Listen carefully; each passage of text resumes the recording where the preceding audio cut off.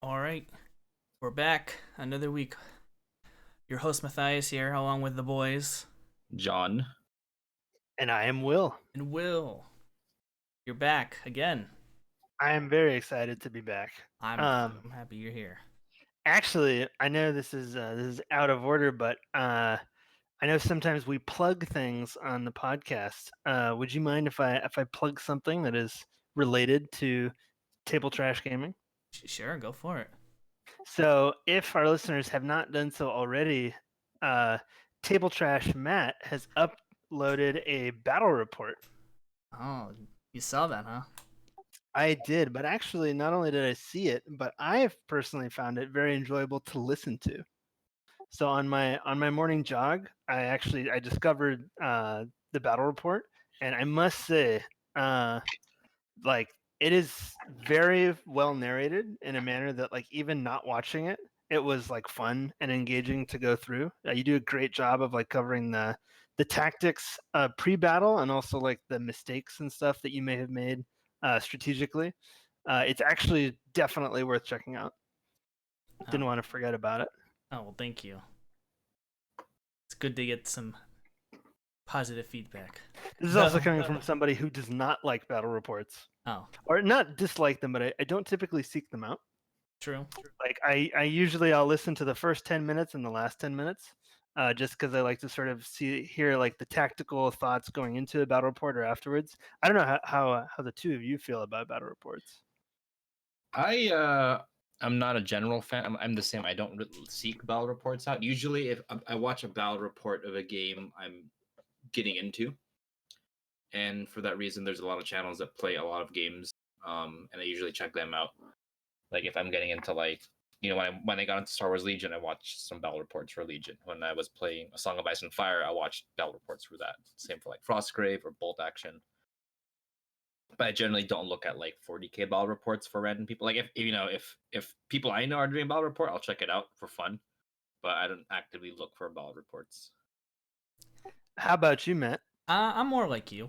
I kind of go and see what their strategy, what they're running, find out the reasons why, and then the whole battle part. I don't really care for. But I thought I'd just dip my toe in and see, experiment a little bit. See what I can do and produce. Yeah, I mean the Black Templar battle report, I believe, is the most viewed video on the channel as of right now. But definitely check out the Drukhari Space Wolves one that Matt just uploaded. It's even if you don't see what's happening on screen, I think the narration is very relaxing and stimulating to the brain to listen to. Oh well, thank you. I'll just add on to that. Make sure you rip into the video because I really want those negative comments to tell me how I can improve. It's what I really seek. And it's true. It is the internet. You may find. Let me make a comment about how 40k is a game for babies that you need to be playing like Twilight Imperium or something. Yes, very true. And how professional King of Tokyo is way more strategy involved than 40k. Twilight Imperium is a very scary game to me. Any game that requires multiple days of playing, major turnoff, I must say. Well, clearly, people like you are the reason tabletop gaming is dying because of your babies and your 3-hour games. What is this? Look, okay, I want my Space Marines to go and shoot their bolters at the Xenos, and I'm gonna be happy about it. Okay. I don't need to micromanage my economy through the galaxy. Ad hominem attacks. That is why we're here. Yes. Remember, if you can't defend a position, simply attack the person. Yes. Shall we jump into it? Yeah, let's jump into it. So, interesting news, I guess, if you're in the Magic community. We got Warhammer jumping into the Magic community. I guess since their card game failed horribly, they got to jump into the Magic scene, which is whatever. I'm not a big Magic guy, so I've dipped my toe into it a little bit. It'll be interesting to see what kind of art they do for it. Other than that, meh. I am guessing then that none of us are big card game players. I know John is not. I don't like card games. The only exception is Legend of the Five Rings, but that's just because I love that universe. And okay, I would play LCGs and not CCGs.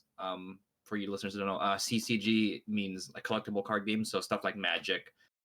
Usually, you open a pack, it's random, right? You know what you're getting. I don't like that. I prefer LCGs if I was going to play card games where, this booster pack contains these cards specifically and you know what you're getting. Yeah, collectible card games, I think, are pretty user unfriendly if you're just trying to get into like the deck construction part of the game. In the way that Magic cards, Magic the Gathering is obviously one of the biggest tabletop anythings on the planet. It's got cool art. That I think that's sort of hard to assail. Like Magic typically has some very talented artists who make some cool stuff. But if I want to put holographic grizzly bear in my deck, he could be $60, right? And I don't want to do that. Like I would rather buy a miniature that I know that I'm going to get and get to enjoy. That is $60, which that's I think I'm with you, John. Like the collectible aspect is quite a bit of a turnoff for me. I'll throw my head into this. I like card games. I used to be really big into Yu-Gi-Oh. Then I dropped out of that when I was like 11. And then I got into like Hearthstone and Legends of Runeterra, but other than that, it's just keeping up with the demand of the card creep is what really turns me off from those kind of games. Yeah, it's really pushing the boulder up the hill to try to stay current with that. Actually, on this subject, I just recalled I have a sort of a recent anecdote that's related to the Warhammer 40,000 Magic the Gathering thing. Mm-hmm. I was in a game store, a local game store over the weekend, and I was basically just buying some paint. It wasn't like a Games Workshop store. It was just general game store, and there were a number of Magic the Gathering aficionados who were discussing with the manager the Warhammer 40,000, like the announcement. How they had heard about it, I would not know. I imagined Magic the Gathering must have posted on it in their social media, but one of the fellows was adamant about how lame it was that Games Workshop was trying to copy Magic the Gathering. It's like, no, this Warhammer 40,000 thing. I mean, it's basically just like it's just Mirrodin, but with like guns, which is so dumb. So Mirrodin is a set of Magic the Gathering where they go to like the theme is sort of fantasy robots and like mechanization and stuff like that. And it took me a while to figure it out, but this man was under the belief that Warhammer 40,000 was like a new thing. That like it was that they were ripping off Wizards of the Coast and they created Warhammer 40,000 like a week ago.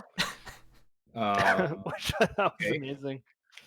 It's quite the leaps and bounds in logic there. And the fellow behind the counter, kind of just sort of looked at him like the guy had sprouted two heads and was like, well, actually, it's quite a bit different than that. And well, the rest of it can only be considered a game store conversation of the customer was adamant that the person working at the game store was wrong, and the man behind the counter did his best to, just sort of stand there and be like, well, that is your opinion. That is an opinion that is wrong, but is yours nonetheless. But it's yours nonetheless. Yeah. Anyway, yeah. It'll be interesting to see. I mean, whenever I think Warhammer has reached peak popularity, I mean, it just keeps crawling into more and more crevices, right? I thought with the announcement of like the TV show of Eisenhorn and all these other projects they were doing, animation wise, I thought it was going to be pretty good there, and here we are. Now they're teaming up with Wizards of the Coast to make or get some cards into their game. I mean, it's the same thing that The Walking Dead did. I have a friend that's big into Magic, and he said when The Walking Dead got into Magic the Gathering, his cards were broken. So I'll be pleasant to see how 40K will affect the game. I think, I mean, one of Games Workshop's more important jobs as a corporate entity is to make sure people have heard of Warhammer, particularly if they don't know what Warhammer is already. So, like in that way, this I see this as no differently as like any other sort of marketing thing they would do. Like, the goal is to get Warhammer Happy Meals and like get the different chapters in your Happy Meal at the McDonald's. We're not there yet. That's peak marketing, actually. That's the dream. Little chibi Malleus Calgar bobbleheads in your little Happy Meal. You get like a Fulgrim with like karate chop action that cuts off Ferrus Manus's head. Yes. Collect all 6. I'd buy some Happy Meals. I mean, I would have to cheaper than actual models.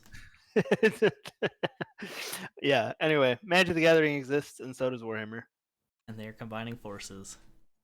So it is interesting because it's like it'll be interesting seeing the crossover in terms of the fan base, like who will be mad and who will be happy and who will not care. I imagine most people don't care. I think the sentiment in a lot of the Facebook groups I'm in, it's just like, cool. Next, where's my Dark Eldar Codex? That's me. That's you. March 20th, by the way. Yeah, too late in my opinion, but I'll be happy to see what the art looks like, because as Will touched on, Magic the Gathering does have good art, and I mean Warhammer has good art as well. So sometimes. So hopefully we'll be seeing some new prints, is what I'm hoping for. But we shall see. So let's move on to the next thing, because I think we've exhausted Magic the Gathering here. Our limited knowledge. I hate Magic. There we go. We're done. You heard it here first. So the first thing I want to do is go with the White Dwarf they announced. Some interesting tidbits in here. I don't know if you guys read it, but indeed I have. Minor note here: you got that Steam code containing a bunch of awesome Warhammer games. I'm just gonna say this now. Majority of the Warhammer games are trash, so hopefully there's some good ones in there. Yeah, it says right there. It's includes with the physical copy. You'll find a Steam voucher code. Interesting. I mean, as long as it's not like Snotling Toss, potentially there could be some interesting things in there. A few of the video games they came out with last year, like Mechanicum or Mechanicus is probably what it's called. That's my 30K brain kicking in. That apparently is pretty fun. It is pretty even though it's sort of like a low budget, smaller game, and it has a kickin' soundtrack. Oh yeah, it's a great soundtrack. I mean, it does look like a mobile game, but at least it's competently made, which is really sad when you compare to how much Warhammer games are out there. There's a lot of shovelware. There is a lot of shovelware, which is the issue with Warhammer games. But to that point, going back to the Magic thing, it is games where I think from a marketing standpoint, it is pushing Warhammer into more users.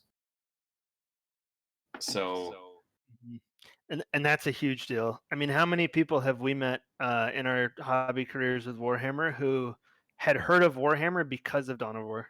I mean, I'm one of them. I had a friend talk about Warhammer. I mean, Dawn of War, and it's like, oh, and I walk into Games Workshop, and I'm like, oh, it's those Chaos Marine guys. It's the Space Marines. Yeah, those games, particularly, of course, Dawn of War 1, but Dawn of War 2 came out at a very difficult time for Games Workshop in those sort of mid-aughts where they were really struggling with some of the leadership they had. It kind of kept the flame alive when there wasn't a lot else that was making Warhammer 40,000 or Warhammer Fantasy, for that matter, really, really relevant. So stuff like that, like even though I think as you indicated, Matt, like a lot of Warhammer games are of questionable quality. Yeah. Being assembled by gnomes that speak only Java. Hopefully, if it's a voucher for something cool, stuff like that, like is just necessary to grow the hobby, because the most important thing for a multiplayer tabletop game is that somebody else on the planet exists that you can play with. Yeah. Well, I mean, it says it's a voucher containing a whole bunch of awesome Warhammer games, so It doesn't specify what you're getting. You're just gonna get a lot of it. So here's the As long hoping as- you get something good.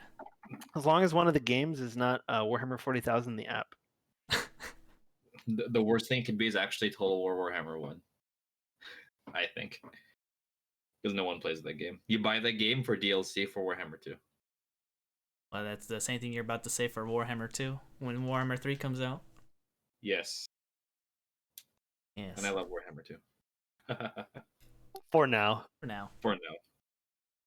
Also included in this White Dwarf, you get a 56-page printed booklet of the chapter approve field manual. So I think this is just the points. So I mean, it's a pretty good deal if you just want an updated points book. Is that new or is that like reprints? Well, I would assume this is reprints with all the updated point costs for everything right now. Yeah, but Because it's the it only says- printed way to get it. Yeah, because it also includes the Forge World factions as well in here. So, There's nothing new here, is that correct? no, there's nothing. It's just updated points Gotcha. as of whenever No. this You comes gotta out. say, like, are these changing points? Or are these available online and it's just Yeah, these are available online. Gotcha. These okay. were in the recent FAQ, I want to say. Okay. That's what I want to say. I'm not positive. It might have been in just a community post. I'd have to look. So, if you want a book, updated book with all the points, White Dwarf is seeming like a good deal so far. Because I'm pretty sure if they just sold this separately, this would be what, $20? Maybe. Probably. Maybe if we're lucky, it'd be $20. I always like when White Dwarf shoves random stuff like this in there. It keeps it interesting for people who buy like every issue. But I could definitely see people who are on the fence about getting this issue be like, "Oh, that's cool just to have that in there." Who would grab it? So, thumbs up. And they're really jam packing a lot of stuff in here. I usually just skip the White Dwarf articles because you're always like, yeah, just look at this battle report between these two guys. I'm like, I don't care about that. I just like looking at the pictures. And I mean, magazines.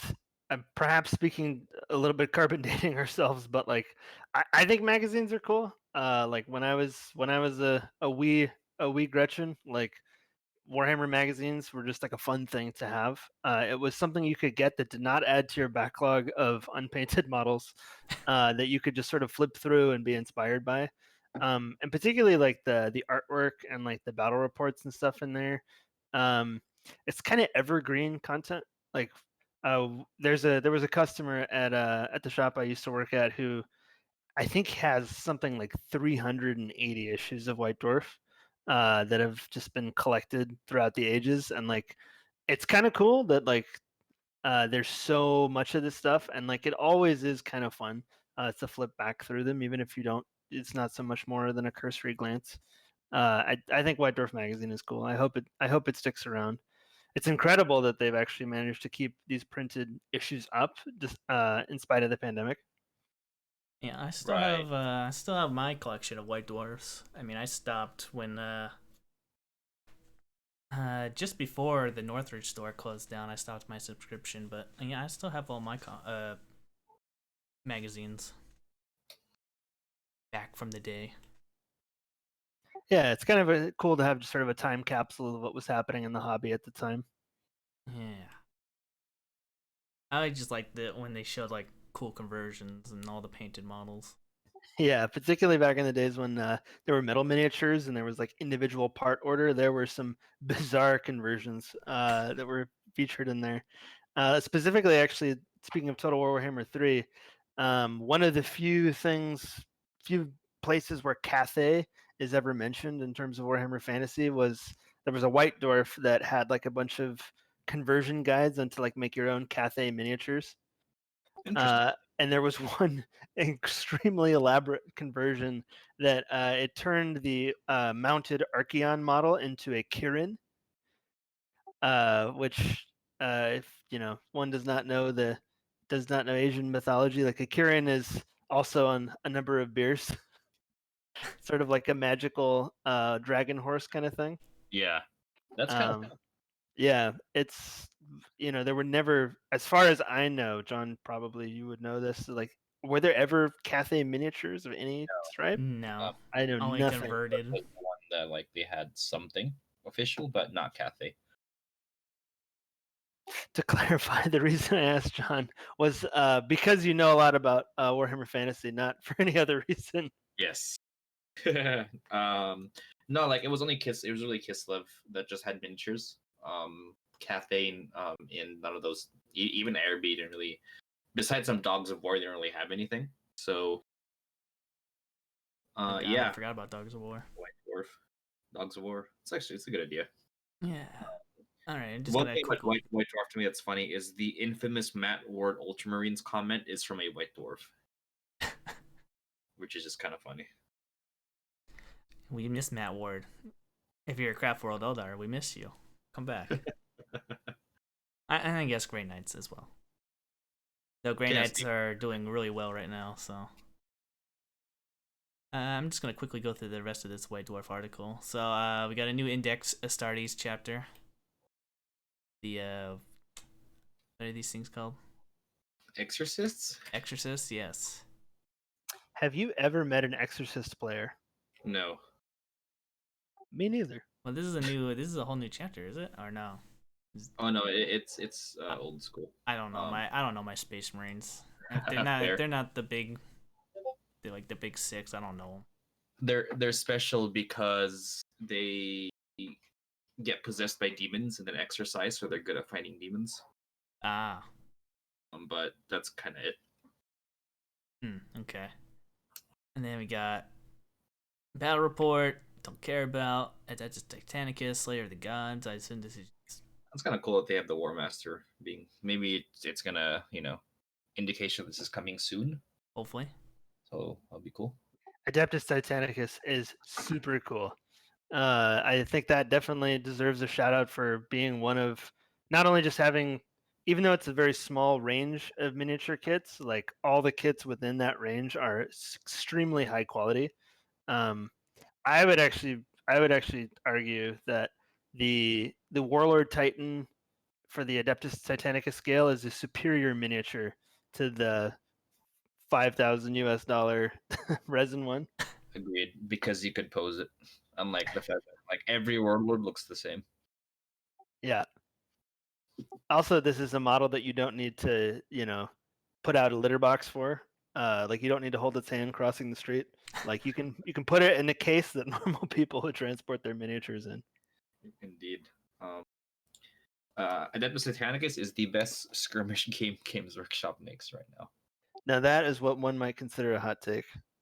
Really? After my monocle has popped from my eyeball, why would John, of all people, say that Adeptus Titanicus is great? Oh. I thought you would say a Warcry. I think AT is better at Warcry, what it does. Warcry has a lot of serious issues. I mean, there's a reason why, even before we talked on this show, if you also, to recap for Warcry, if you want to play Warcry, you should probably ban cavalry in your games, because it kind of just makes the balance whack. I mean, the game's already unbalanced, but this just makes it unfun. Okay. Well, I think AT is pretty, I'm going to say perfect, but it's pretty damn good as a game goes. It's just a fun cinematic skirmish experience. I say skirmish jokingly, half seriously, because you have like 6 models aside, right? So right, very low model count. Go for it. Somewhat in Warcry's defense, though, I do think I would say that Adeptus Titanicus is probably a better thought out experience as far as skirmish games go. But Warcry, thankfully, one thing to its advantage is it's quite simple to learn, and the miniatures are useful in Age of Sigmar as well. So it does have that going for it, but it is definitely not as in depth. Definitely, if someone has never done Warhammer and wanted to get into Warhammer, I would tell them to play Warcry. Honestly, because it works. Yeah, Titanicus is awesome though. Yeah, that's not for new people. Yeah, that's not up for debate. I don't know. That is something to be said though. Like those miniatures are also not probably the best starting point for someone who's unfamiliar with the hobby. If I recall, you were still sort of learning how to airbrush when you first got your Warlord Titan, and that was extremely helpful in making it look awesome. Yes, and I think that's a model. AT is probably the game for me that every model is painted like a character, except the knights, because whatever, they're knights. But every Titan is painted like a character, well, at least for my army. And people who play that, I encourage them to do that, because you have 6 models, right, or 4 to 6 models, and they're kind of big, so you can really see the detail, and they're very good kits. So you'd want to really get all those details and make sure they look good. Put your transfers and all that. So yeah, that is a experience that is definitely benefited by doing your damnedest to make the 6 models in your force look awesome. Make them pop out, stand out. Absolutely. All right, well, went a little bit more on tangents on the White Dwarf. But that was good. I like the discussion. Shall we move on to Sunday's preview? We shall. All right. So, this week in Warhammer, I'm gonna play the second video here, the Bellacore video. I don't know if you guys took a look at it, but Yeah, I sure did. I know if you go to about 47 seconds, get a pretty good look, good old Bellacore here. How you guys liking it? I mean, it just looks like an HD version of the metal model, which is great. I think that's awesome. Yeah, they did not go for like a major redesign to him. One was not needed. It's a awesome, just sort of classic fantasy demon, and I can't see the model being a failure now, unless he's making like some sort of weird duck face. Like I think we're gonna be all right. It's probably gonna be really cool. I'll go so far as to just guess it's gonna be Golden Demon Bait. It's probably going to be an awesome model, and I can't imagine anyone will be mad. Wait, that's not true. Of course, people will be mad, but I won't be mad. I'll be mad. Doesn't look the same. Not on a square base. How could I run this thing? This model proves the Games Workshop only cares about Chaos Demons and nothing else. Nothing else gets love. You're right. You're right, dude. When are Exorcists going to get some love? All right. Never. This is unacceptable. I can't. No. GW Exorcists get love. Games Workshop care. That's why they put them in a White Dwarf. They care about Exorcists. Now orcs don't care about orcs. No love. Here's the thing, dude. I only put out one article about my Exorcist. Where's my Exorcist conversion kit? Games Workshop. Nice try. Ruining the hobby for me. For number 1 customer, number 1 fan. How could they do such a thing? Yeah. No, the Bellacore is sweet. I am definitely looking forward to that mini. As am I. I would like to run a Bellacore. I still think it's a Chaos Demon multi-kit. Sorry, Chaos Demon Prince. Excuse me. A Demon Prince multi-kit. That would be super cool. How do we feel?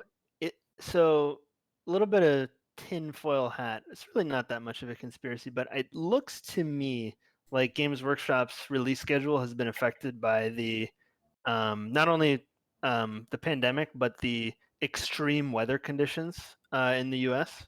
And Brexit. It's like 3 things. That as well. It seems to me we won't be getting new minis at least for a little bit. How do you guys feel about that? The way they sort of phrase this announcement.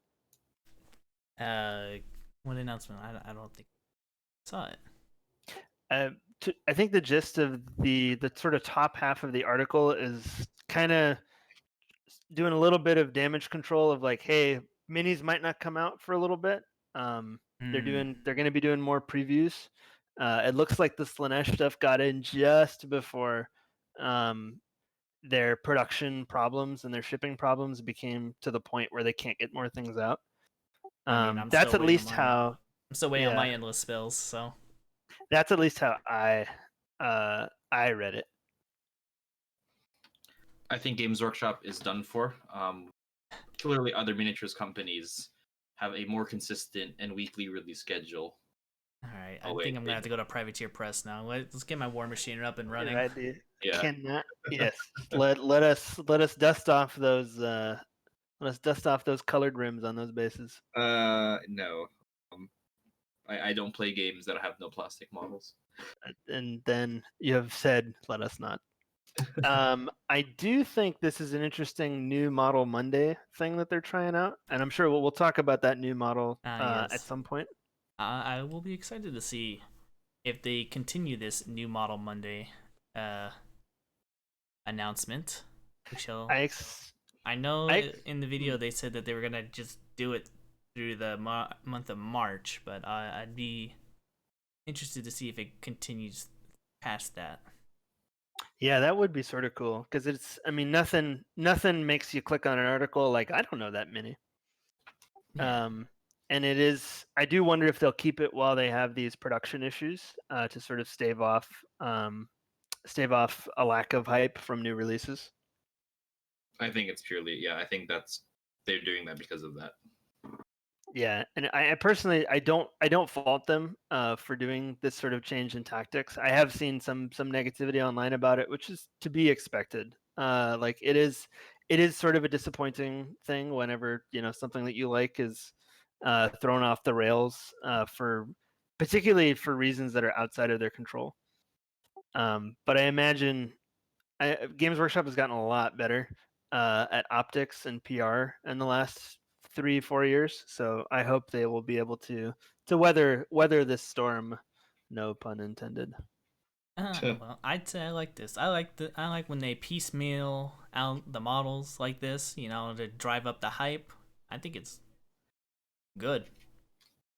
I like to look forward to knowing what's down the pipeline, what they're working on, what to be excited for, and what not to really care for. Mm-hmm. I mean, we're gonna talk about this new model in a moment, but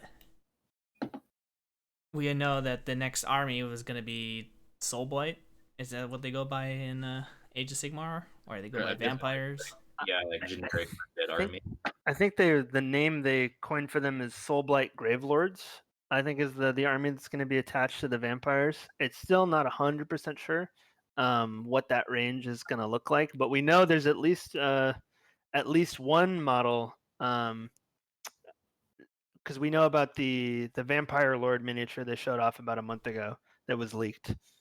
Right. And this model of Monday mini also, even though he looks like he could be part of Cursed City from a background angle too, he is not part of that box.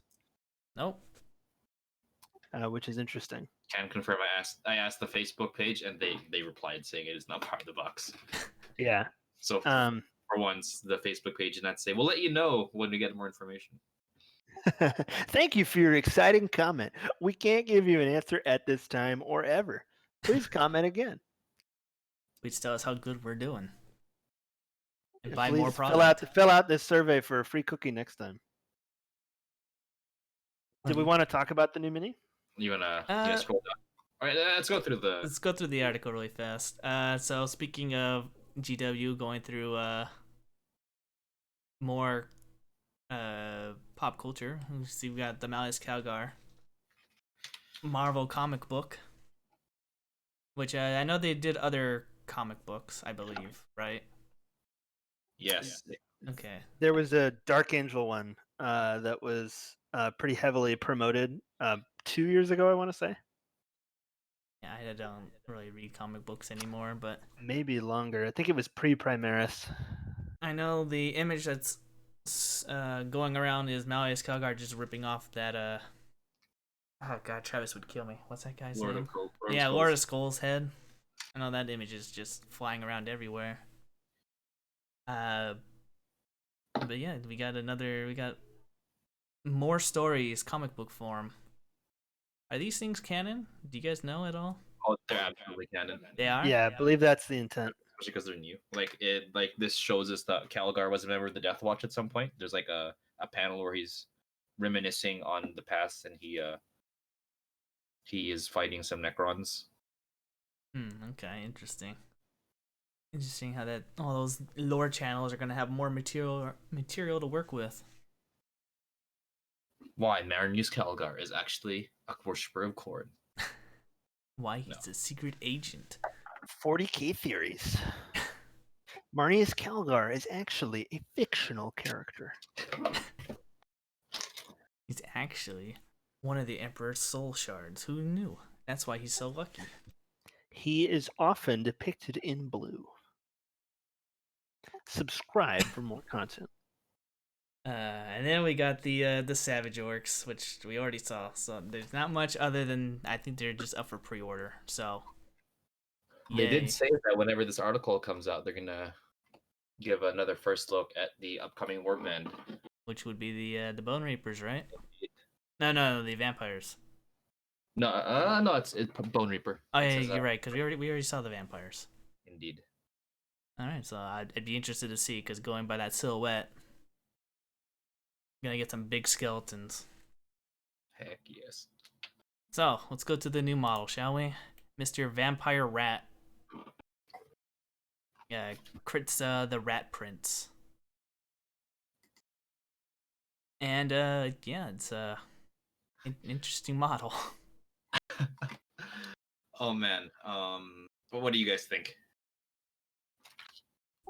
I mean, I think this is cool if for no other reason than it is like representative of like a new sort of like vampire bloodline.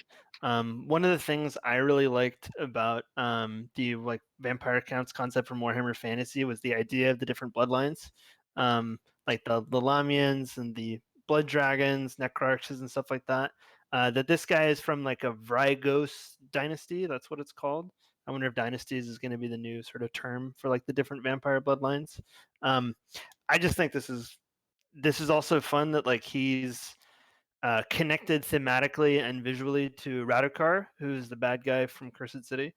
It kind of just it's fun to see that this is like a vampire of similar origin and similar power, and in the lore, technically Kritza is from the same place. I think that's cool alone. It's also just sort of an out there concept of like a rat vampire.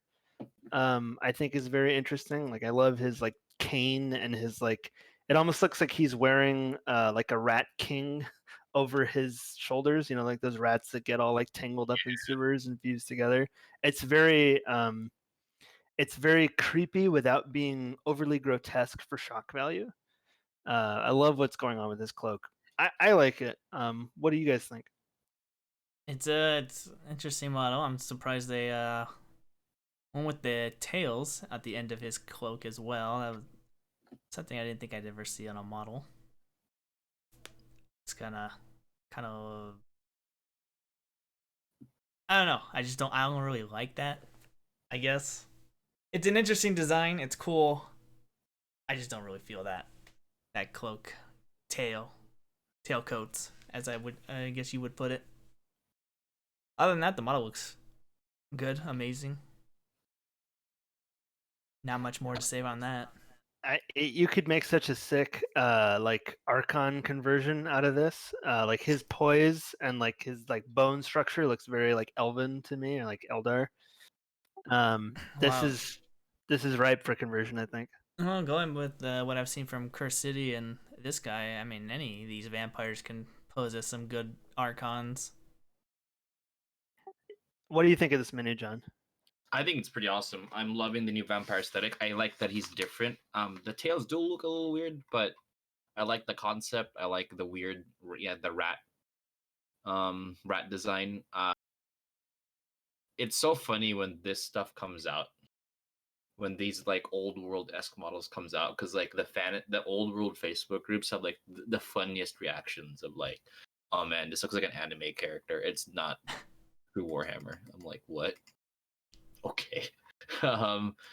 So I like it. It's heavily implied that he's gonna be a playable character because he is connected to Curse City, and I believe on the stream of the preview, which we missed, or at least I missed it, they announced that the novel will come with a character card for for a new player character, and we know that this guy doesn't like to find Radukar the boss. Yeah, Radukar maimed him. Yeah, so it'd be kind of cool to see like a vampire player character, and I think stuff like that is cool when it comes to Age of Sigmar when you have like vampires fighting with the good quote unquote the good guys. Oh, Yeah. well, that's interesting. I didn't think he would be a hero character. I thought he'd be Right, a which is villain. cool that he is because you would think he's a villain, you know. Yeah, and it does happen, and the cool thing is he can still sort of be a bad guy, but also on the side of the the guys who are fighting the badder guy. Actually, in Age of Sigmar, very early in the lore, like Manfred von Karstein worked pretty closely with the Hallowed Knights Stormcasts, who are like the silver and blue Stormcasts.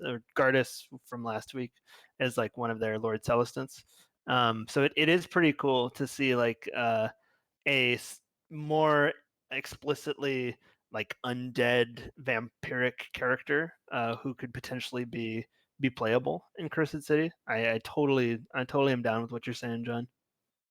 Mm-hmm. Well, if I was to go by any of the lore, I assume didn't work out with good old Manfred over there. I'm sure he did Yeah, something stupid. Nagash got really mad at him for doing that. He doesn't hang with the Stormcast anymore. When will Manfred learn? It's unlikely. It's kind The of answer is no. It's So kind of his they're character. never gonna crazy happen. that he doesn't listen. He just screws everything up. That's what Manfred does. We'll get end times. It's all his fault. It'll be cool once the Stormcast with Balthazar Geltsoul gets to meet Manfred again. That'll be an interesting thing that'll happen. Be like, I remember you from that one supplement of a different game. Remember But looking getting at stabbed now, in the you're back. plastic. Thank you for making us plastic. Yeah, there we go. So I look forward to seeing. Well, should we take a prediction of what the next model will be? I couldn't guess. Okay, maybe was too specific. Next army. I hope it's an Eldar thing, so your brethren can shut up. No offense, but like Eldar players besides Matt are incredibly whiny. Of like Games Workshop just don't care about Eldar. Never cared about Eldar. Eldar suck in Warhammer. Isn't that fluffy though? Isn't that like playing to the lore of like the Eldar complaining about how things were better in the past? It's true. It's accurate. True. So they are role playing effectively, which I know is something John hates. Is when people say "we" in reference to their space aliens.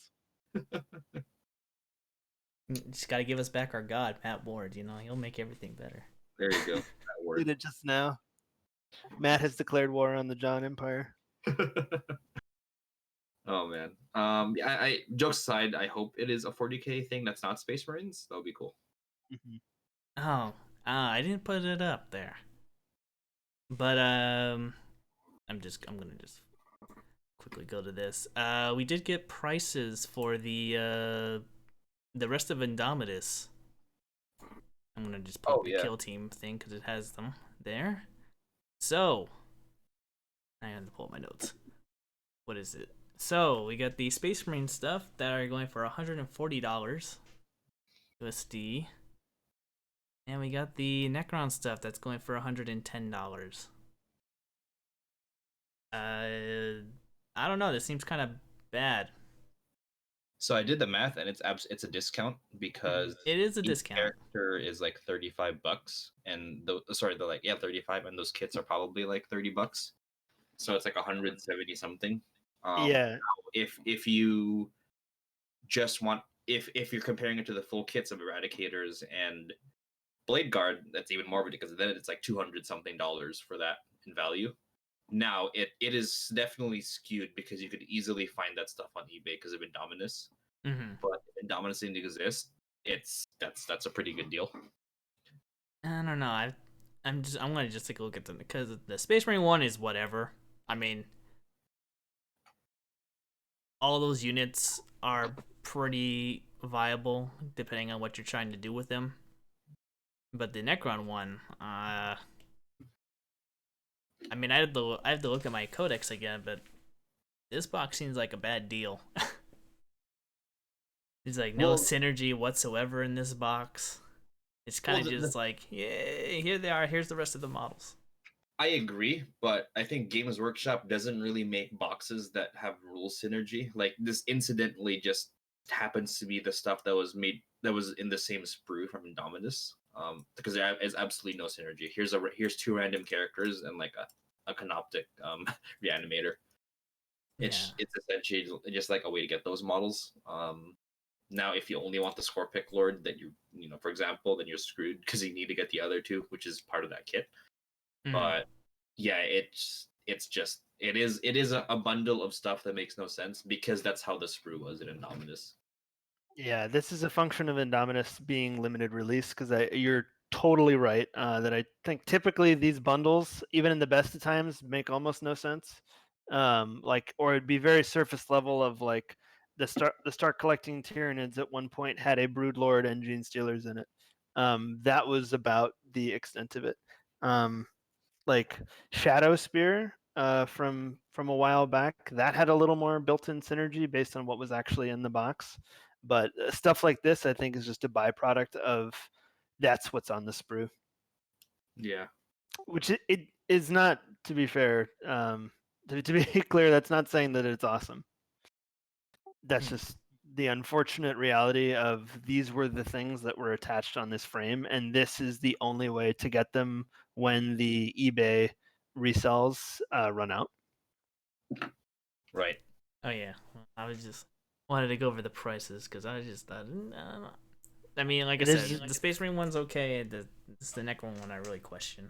There's definitely some sticker shock though when you look at how few miniatures are on screen on the web store, and then you see the 3-digit number. Yeah.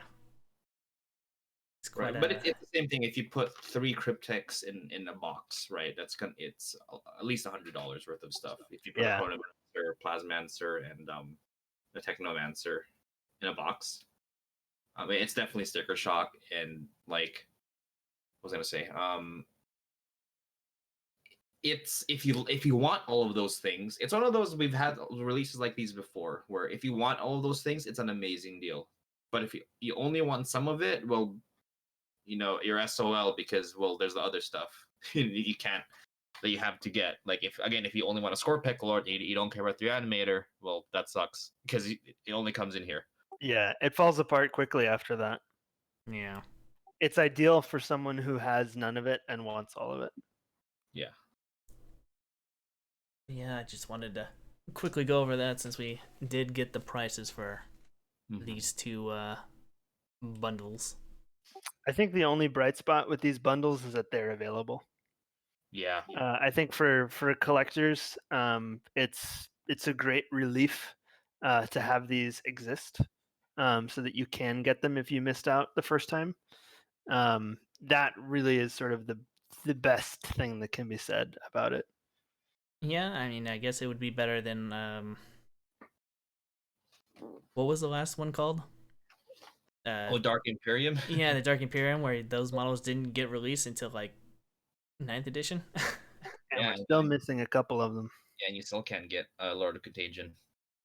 And So I mean, in that sense, yes, this is definitely better, but. And mind-bogglingly, the models from Dark Vengeance are still unavailable. They haven't figured out a way, I guess, to bundle that in a way that would be appeasing, particularly because the Space Marines on both sides are now out of scale. Well, the Chaos Space Marines are out of scale with their range, and the Space Marines are Firstborn, which is not kind of the way the tides are blowing.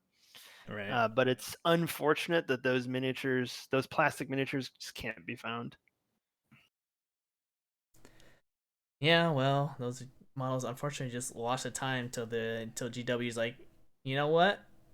We need to do like a special thing here. Or like made to order. Full assault.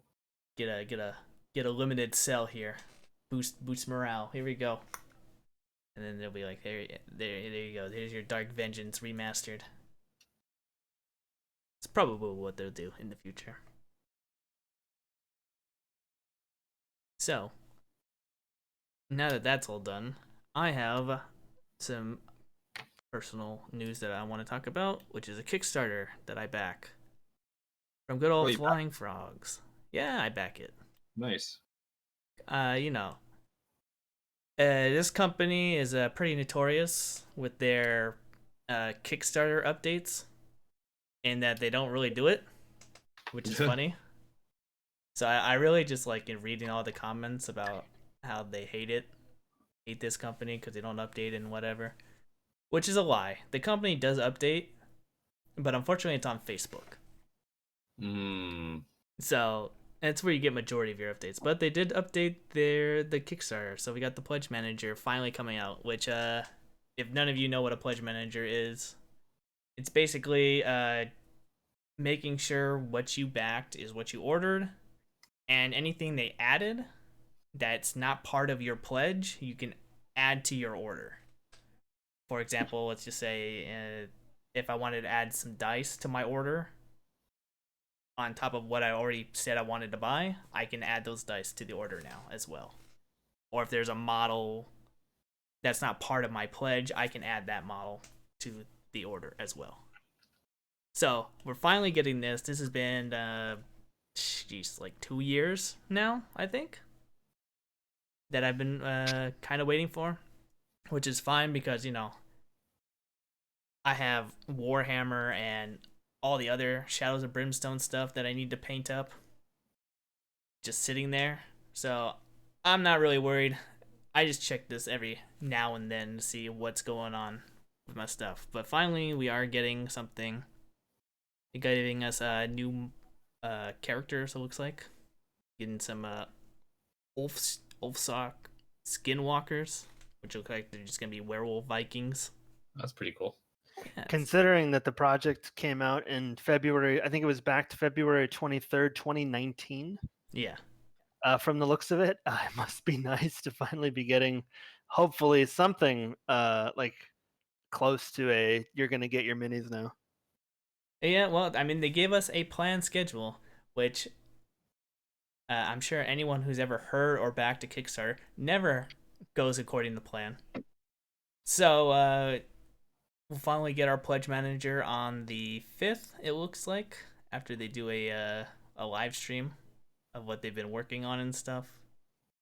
And then we can expect our models sometime in November, hopefully. November. November. As I was looking at these Conquistador models, like this is so cool. Like when is this happening? Oh, Yeah.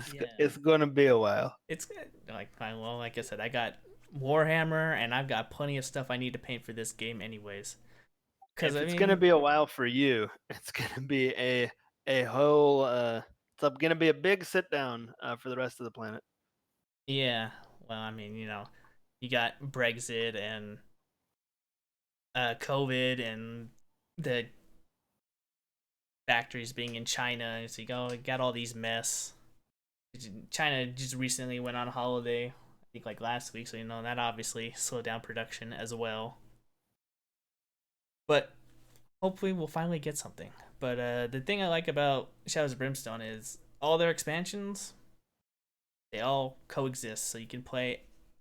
If you want to take Westerners and you want to put them in, I don't know, the Asian setting, you can do that.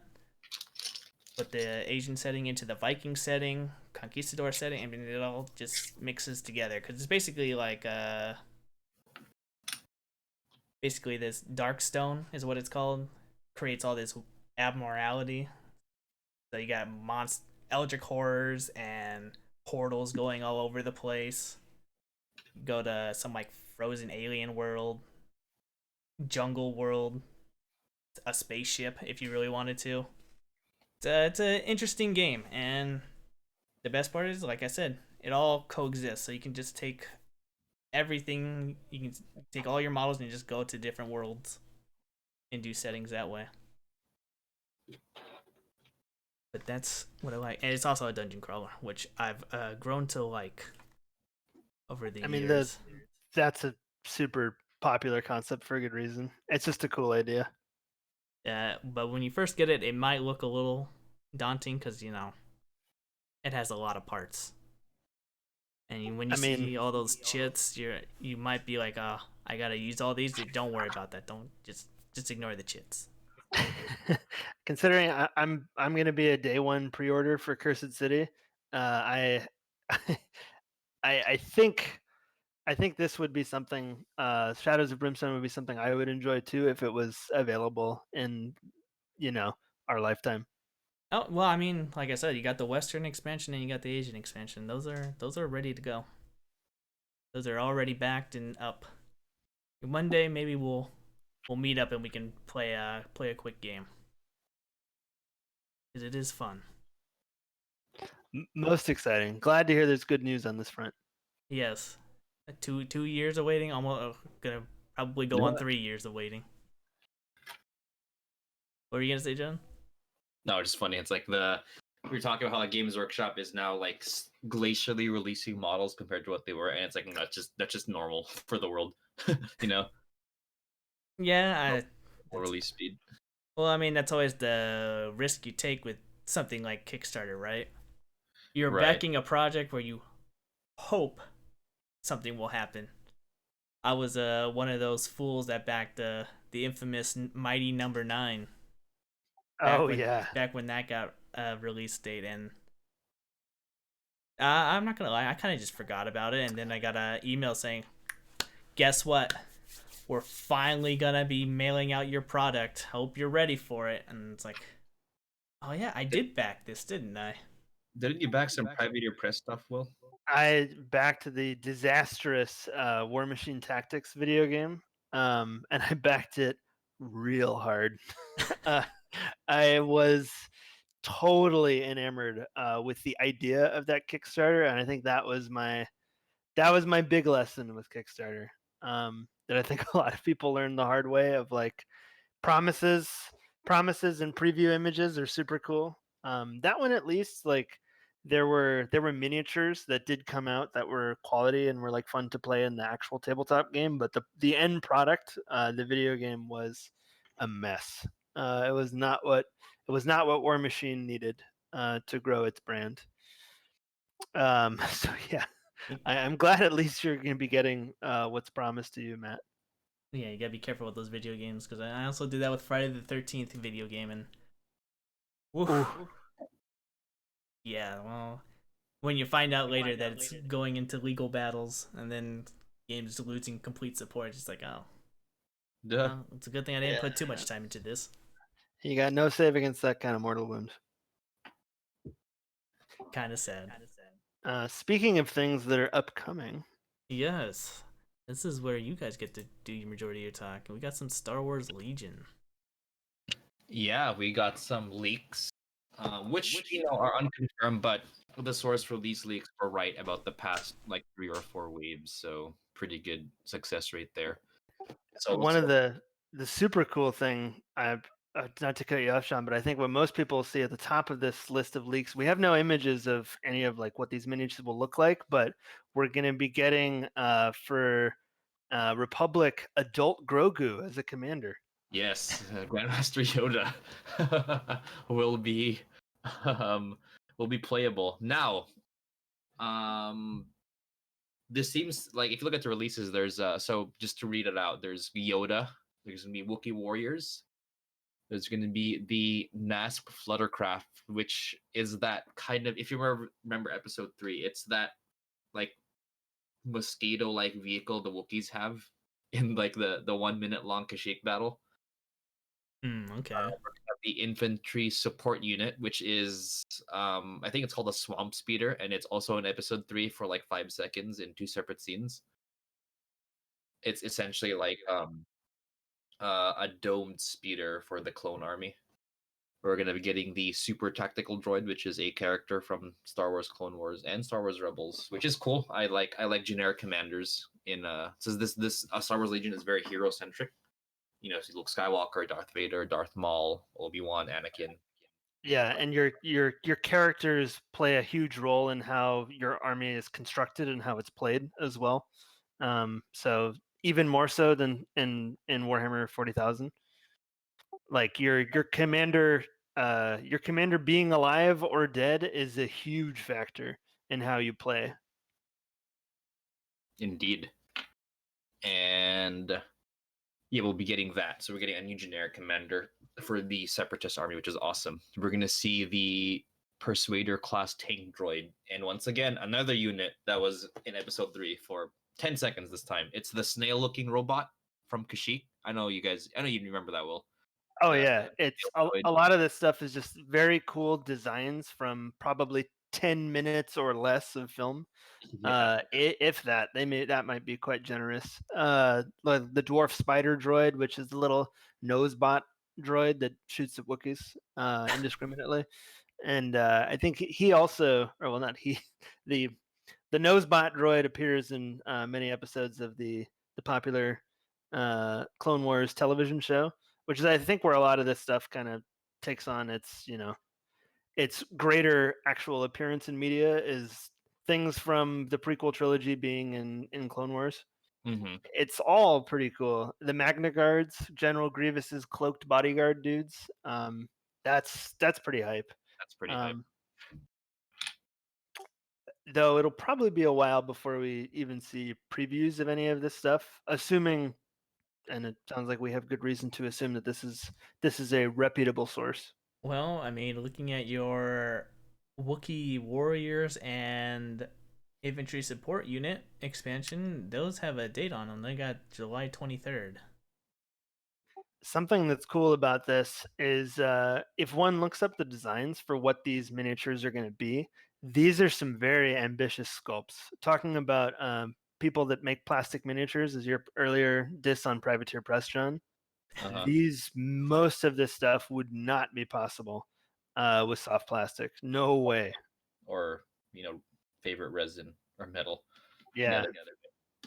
Fantasy Flight, I think, has made Fantasy Flight, now Atomic Mass Games, has made the very wise decision to invest in quality of sculpting material as opposed to quantity in the last year or so.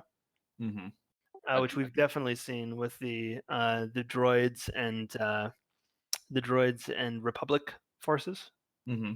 And even now, the new like I'm actually, as we speak, we're talking about the hobby section, but I'm building some Mandalorians right now for Rebels, and they're sprue, which is the Inferno Squad from Battlefront is a unit, and they're all sprue, which is awesome. And we'll actually be getting some more vehicles in sprue, upcoming in the closer to when it's spring with the Rebel, the Rebel, what's the word? I'm trying to think of a funny word. Help me out, Will. You know what I'm talking about. The Rebel scum. No, I know what you're saying, but I got nothing. I cannot help you. I guess RV, the Rebel RV. Yes, the taco truck. The taco truck is coming out, and that's gonna be in the sprue, which is great. What do you think? I mean, you play droids. Well, that's your main faction. What do you think of these releases for your army? Oh, it's so exciting. I mean, Kashyyyk being 5 minutes of content is irrelevant to that. These are cool designs. Like Nosebot droid is fun. I like him. I like the snail things. Like I remember being a little lad in the movie theater and actually Return of the Sith, Revenge of the Sith. Anakin Kills Younglings. Like that was one of the first Star Wars movies I actually got to see in theaters. So I have serious nostalgia goggles for the Kashyyyk stuff. Even though, from a storytelling perspective, Kashyyyk is not all that engaging. It's just great to have more of those designs from the larger Star Wars multimedia empire going to be in this game. It's super cool. Everything that is on this list of upcoming releases is something I would buy.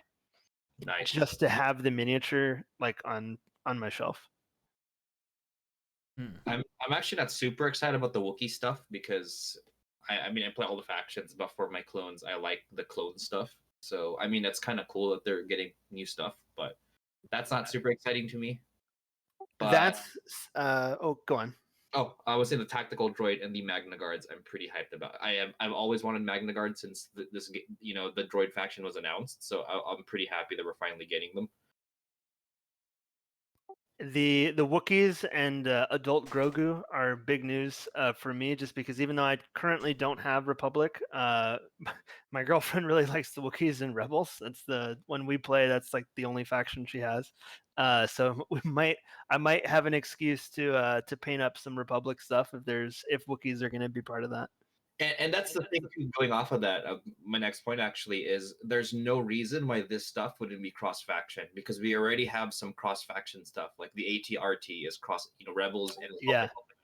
the new like mini helicopter thing is going to be Empire and Republic, and so there's no reason why these Wookiee warriors and the Fluttercraft could be in Rebels, or there's no reason why they wouldn't be in Rebels, which would be super cool. And pushing on that, it would be kind of cool to see Yoda being in Rebels. I mean, it makes no sense from a lore perspective, but why not? But I mean, who knows what happened in that 20 years between movies, right? Right. Like Master Yoda could have, stabbed some people who came to Dagobah to try to bother him and put him in a Battlefront game. He is in Battlefront if you play Rebels. What actually is odd to me, not odd is maybe the wrong word, but what's strange about this is specifically the Wookiee Warriors unit expansion is called Wookiee Warriors Unit Expansion, which is the exact same official name for the Rebels Wookiee unit. I assume it's not going to be a resculpt of that. I think it's going to be a resculpt of that, at the very least. You think it'll replace that kit? I think it'll exist alongside that kit. Okay. It's just more sculpts of something. Because that's sort of what I would be hoping for, because it's a little soon to replace something. And like there's a couple of sculpts in Legion, particularly some of the very early Rebels characters that I think are indicative of they didn't have the best sculpting technology. Princess Leia is the one that comes to mind. Yeah. But I would be surprised to see a resculpted unit so quickly. So I'm hoping you're correct, and it's just going to be another sort of Wookiee-like unit that can exist alongside the one we have now. Mm-hmm. Well, thank you, Matt, for letting us go on that tangent. John, if you have anything else to add about this, you really know much more about Legion than I do.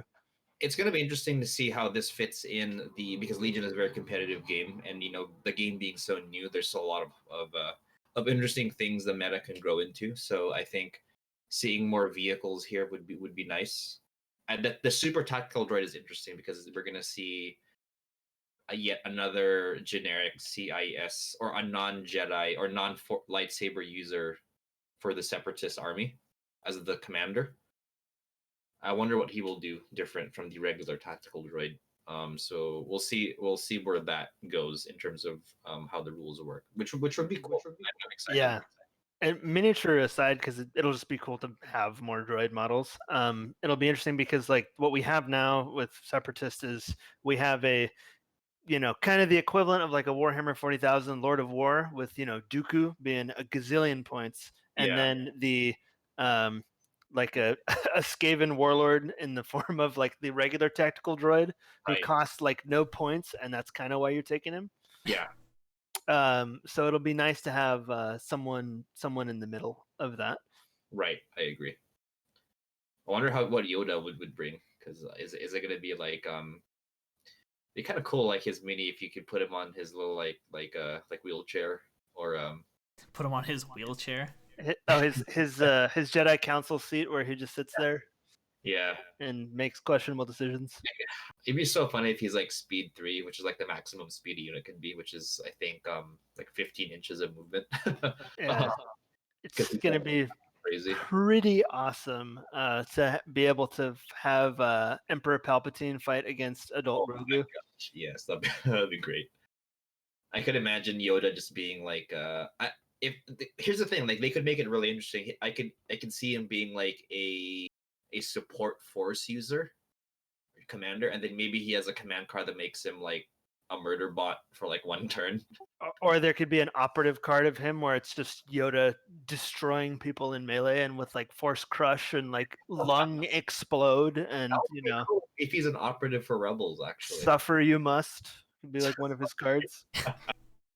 No, that's a good point. That'll be funny if he's a commander for Republic, but he would be an operative for Rebels. Yeah, that'd be kind of cool. Yeah.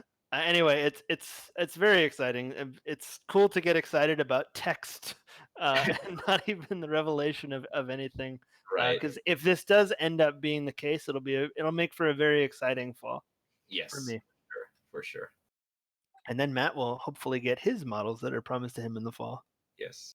We can only hope. We all know Indeed. Kickstarter is a fickle entity. It's the Wild West.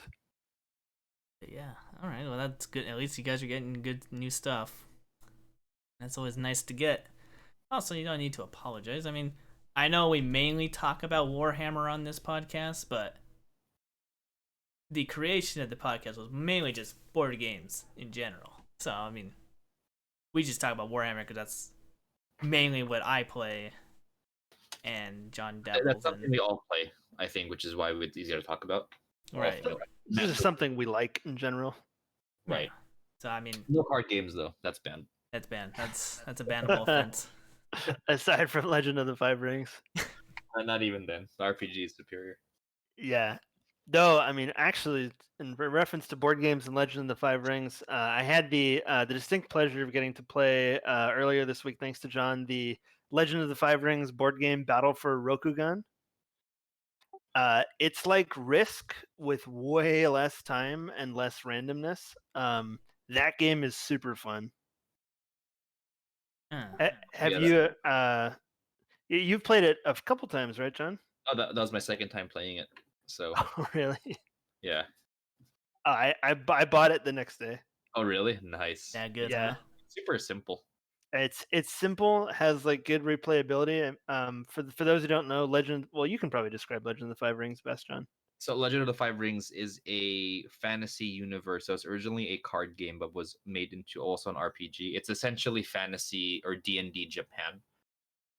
So what's cool about it is it's very lore heavy. Like D&D, for example, is generic, but that's its strength, is that it's generic fantasy world. While as L5R, which is shorthand for Legend of the Five Rings, is very detailed. Like there's a whole religious system, there's a whole societal structure, clan structure, and it just like I got all the RPG books with no intention of playing the RPG and just reading the lore, and it is great. I mean, I'm Asian American, but it's cool to see like this just kind of like different world, like fantasy world. Yeah. And whatnot. Asian motifs are much like many motifs that are not just sort of like European medieval, are very underused in fantasy for sort of no particular reason. Definitely also outside of like big cultural importers like Japan and China and stuff, and Korea. One of the cool things about L5R, I've heard it often compared positively to like A Song of Ice and Fire / Game of Thrones, as it has like warring houses, like who are all very different and do unique things. Like there's a house that is, there's a clan called the Crab Clan that is like they protect this wall that on the other side are just an endless horde of Japanese demons and zombies. So it's kind of like reminiscent of like the Night's Watch, except there is no rumor. There's actually like daily fighting with like demons and whatnot. I mean, it's a running joke. One of the jokes they say in that game is when there's like a court meeting and there's like a crab diplomat and everyone's bickering about like courtly intrigue, and the crab's like, dude, we just fought like zombies on Monday. What is this trash? And it's called Legend of the Five Rings? Legend of the Five Rings. It's probably best known for its card game, but Fantasy Flight Games, who also makes Star Wars Legion, is in charge of like the RPG and like the additional board games and stuff. But it's really cool. If our listeners don't know anything about it, Googling it is definitely would be a good use of your time. I like this art style. Looks nice. The art style is amazing. Actually, some real world comments about this game. Our friend Donnie really likes this specific part of L5R, in that so L5R does narrative tournaments and campaigns, and the results of these tournaments directly influence the lore of the game. For example, there was this story he was telling me about how like there was this card of like this Ronin character, like this kind of like minor character, that was a masterless samurai, and he to do the Warhammer comparisons, he most clans could take him because he was a mercenary and he was cheap in points to use, so people used him a lot. And because of that, they wrote him into the story as someone who was a famous mercenary among all the clans, and he eventually was rewarded with his own like land or something, and he's now like a less minor character, because of how he functioned in game. Now, who knows if that was contrived or whatever, but that's just a cool concept of like, like this is what's happening. There's stuff where how like in like tournament finals, the way the final is done affects how the story arc goes. For example, another example was there was one final where this kind of like illusionary cloning card was played, which would clone a character. So they wrote in the story that this character was impersonated because of this item, which caused some chaos and whatnot. So and that happened because the player in the finals did that. It's an ambitious thing when a company attempts a sort of player influence narrative like that, and when they manage to pull it off. As I'm sure our listeners know, like Games Workshop has attempted this a number of times, and I think on occasion succeeded.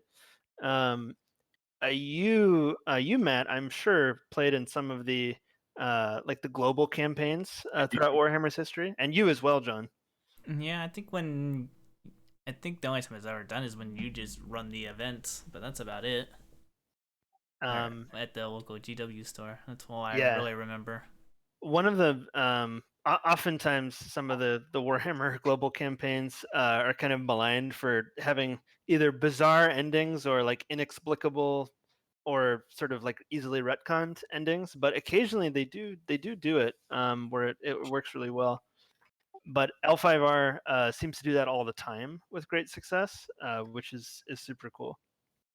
Yeah. Well, it's something, right, that you can do with a continuous story, right? Yeah. Whereas Warhammer has, I mean, until 8th edition really came out, I mean, Warhammer was pretty much set in this setting between these periods of time. True. And it's just now with 8th edition, or the Gathering Storm, I should say, is when they started moving the story from its current position. Yeah, and that is true. Warhammer definitely historically has sort of gone for more of a setting thing, and now they're kind of having their cake and eating it too by having important storylines that drive forward, but also having parts of the setting that are static or balanced enough that like they don't change too often. Like we're not going to see. It's very rare for like a Warhammer 40,000 major lore character, particularly one who's playable, to actually die. But at least with some of like the Black Library storylines that are happening, like Dawn of Fire, like there are certain stories that go to a natural conclusion, much like the Horus Heresy Black Library series, which is kind of like the gold standard for like Warhammer narrative that goes from one point to another. Right. Well, I'm checking this game out, and it has piqued my interest. Yeah, check out the RPGs. If you can find like descriptions of them, they're really cool. Just cool reading about it. Yeah. I have the card game because my friend gave it to me, but I've yet to touch it. I just look at the art. Yeah, I do like running a campaign. That's what I ran a Shadows of Brimstone campaign. I just took the rules, threw that to the side, made up my own homebrew rules, and said, let's just make a roleplay campaign out of this and see what happens. There you go. Yeah, well. Though we haven't, I personally haven't played very much of the L5R RPG. The character creation process is quite unique as far as RPGs go, and sort of intuitive. Just before the pandemic changed everything, before the Fire Nation attacked, John was actually going to be leading a group of L5R. It's a cool setting and sort of one that is kind of like a dark horse amongst the tabletop gaming and RPG realm. But it's very well thought out, and there's tons on it. Though, despite I don't think it's that old. It's like 95. I remember it was slightly older than Game of Thrones. Oh yeah, I guess it has been around for a while, Yeah.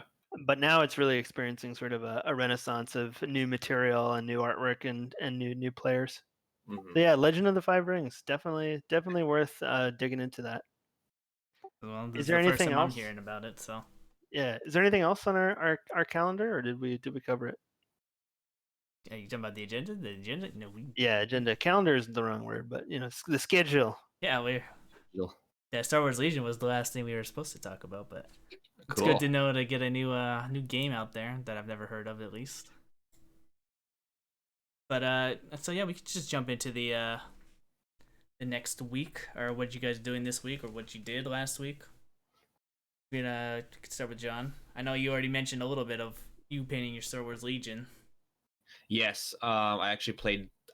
I'm grateful and thankful that I'm able to get weekly games now, either with Will or with some other people. I actually played a straight up tournament practice game against uh, uh against another player, and he was playing a droid list with Count Dooku, and I was trying out my rebel list with Cassian Andor and Luke Skywalker, who have never met in Star Wars, but it's a game and they have good synergy, so I tried them out, and oh man, like Luke Sky. So essentially, I won the game because Luke Skywalker, defeated Count Dooku in one turn, and I'm like, wow, that's really strong. And I'm like, wait a second, it's Luke Skywalker, of course. Why am I surprised?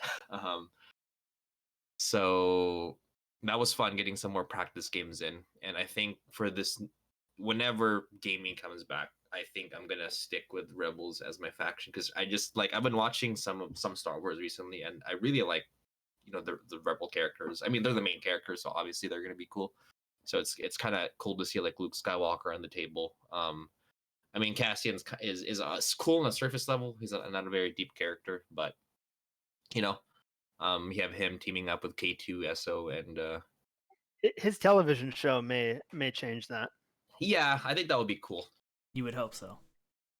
I would hope so. He can't have less to do. Maybe we'll get to see him actually fighting when he's 6 years old, as he so notably says.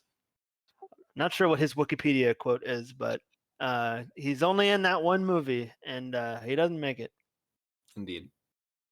Unless somehow the TV show is going to be about how he did survive the Death Star shooting Scarif. Spoilers. Hey man, Palpatine survived, so He did, and he exploded. So the fact that he got better from that.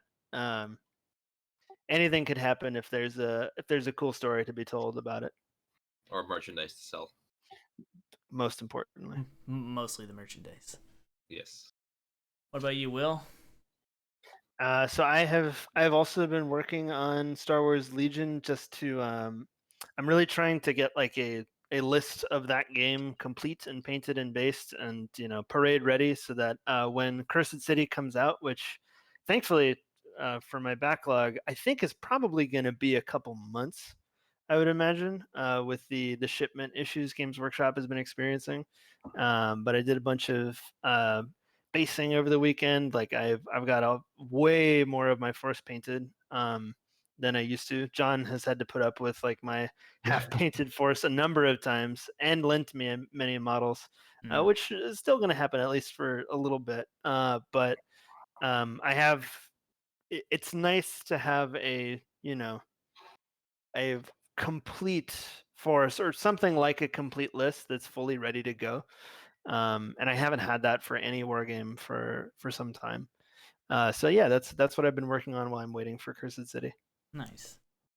What you Matt? Well, was busy with a lot of work, so unfortunately I didn't get any gaming in. Because I was working on that bat rep, and I was working on a bunch of other projects for work, so it kind of ate up my schedule. I did manage to finish up my I don't remember exactly what they're called, but the Medusae with bows, Bloodseekers. No, that's the flying unit. Whatever, those ones. I finally finished pinning those, unit of Yes. 5. So I'm happy with that. Unfortunately, I need to go to the beach and grab some sand and base them. But other than that, that's pretty much all the hobbying I got done. I mean, the bat rep is a pretty big thing to put up because you had to edit that and sort of make that look good and sound good. So that's I think that totally counts as a hobby thing. Oh yeah. Well, I can only hope to do more and do more impressive stuff. I have been in talks about doing some something special, which I'll probably talk about with you guys a little bit later, maybe after the cast. But Ooh, most secretive. But hopefully I'll be able to get a game in this week. I don't know what I'll play, but it'll most likely be 40K. But we shall see. But yeah, the battle raps I plan to do like every other week, just so I can figure out what I need to do better for those videos. But that's my plan. That's what I've been doing. Mainly just AOS because I'm just waiting for that Dark Eldar book to come out. Yep. It's all I want. I think it's pre-order March 20th. Ah, that's so far away. They released an article. It was supposed to be out in February or January. It was supposed to be out. It was supposed to be out a while ago, which is so sad. But whatever. Yeah. Codex Drukari is up for pre-order Saturday, the 20th of March. Oh man, that's a while from now. Maybe I'll rock some T-Suns. We'll see. Excellent. But yeah, thanks for coming back again, Will. It was fun. Of course, thank you for having me. It is always a pleasure to wax poetic about why Warhammer Fantasy is a dead game. It's gonna be a huge success. What are you talking about? It's Dude, backed by Forge World. Man. Backed by Forge World. All those Total War players are gonna get into the game for sure. Going to be sent to your house in a shipping container made of resin. Yep, expensive resin. You'll have to probably sell a couple parts of your house to get that. Get a full army. Fixing the broken sculpt is part of the hobby, bruh. And it's a good thing I got a guy for that. You have a man whose job it is to fix the broken resin? I have a man that deals with all the Forge World models, There we go. They have so much requirements that they need to be able to glue and paint on. It's ridiculous because you got to clean them, make sure all the bubbles are gone. It's too much work for me. I don't even like building, so yeah, just give it to someone else. I'll pay them for their time. But on that note, losing my voice there. I think we'll call it there. So hopefully next week we'll have more news to talk about. Hopefully some Dark Eldar I can gush over, or whatever other board games we want to talk about as well. And at the very least, whatever Model of Monday is. And well, yes, Model of Monday. See what's coming up. Please be Eldar. Your brother needs to shut up. We will never be silenced, John. That's the only thing we got going for us right now. It's that meme. Oh my gosh. All right then. Well, let's call it there. So until next time. Later, everyone. Goodbye. Until next time.